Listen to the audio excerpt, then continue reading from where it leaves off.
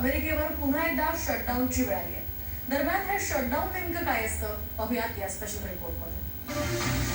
अमेरिकेवर 7 वर्षात पुन्हा एकदा शटडाऊनची वेळ ओढवली.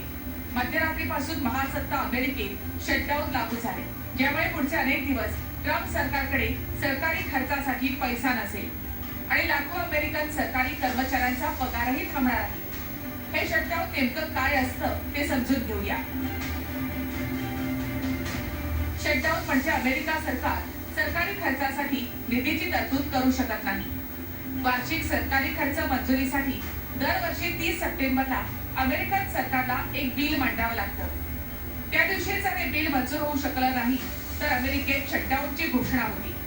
काही दिवस किंवा काही महिने सुद्धा हे शटडाऊन चालतं.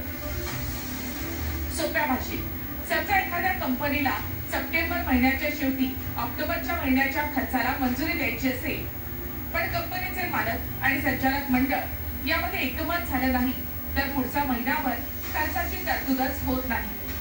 त्यालाच अमेरिकेमध्ये शटडाऊन असं म्हटलं जातं. अमेरिकेमध्ये 1976 पासून 20 हून अधिक वेळा शटडाऊन झाले, ज्यामध्ये अब्जावधीचं नुकसान देशाला सहन करावं लागले.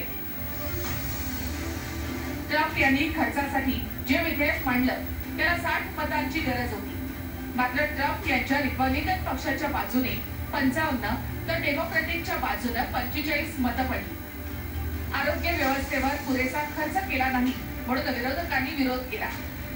5 मतं कमी पडल्यामुळे ट्रम्प विधेयक मंजूर करू शकले नाही.